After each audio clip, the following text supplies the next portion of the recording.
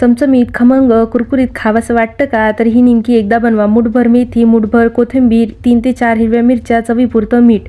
1 वाटी मैद्यामध्ये 1 चमचा रवा, क्रश केलेली थोडी कसुरी मेथी, त्यामध्ये जिरे, तीळ, चवीपुरतं मीठ आणि तूप किंवा तेल टाकून मिक्स करा.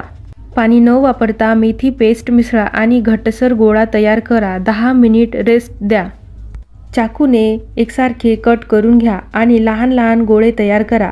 हलकेसे लाटून समोस्याचा आकार देऊन कुरकुरीत तळा. मध्यम आचेवर सर्व नेमकी एक एक करून तळून घ्या. मी दाखवल्याप्रमाणे असं समोस्याचा आकार देऊन एक एक करून तळून घ्या. गरम असताना चाट मसाला किंवा काळं मीठ आणि लाल तिखट पावडर घाला. चहा किंवा कॉफीबरोबर सर्व्ह करा. ट्राय करा, शेअर करा आणि कमेंटमध्ये नक्की सांगा की तुम्हालाही चमचमीत खावंसं वाटतं का? आणि फॉलो करायला विसरू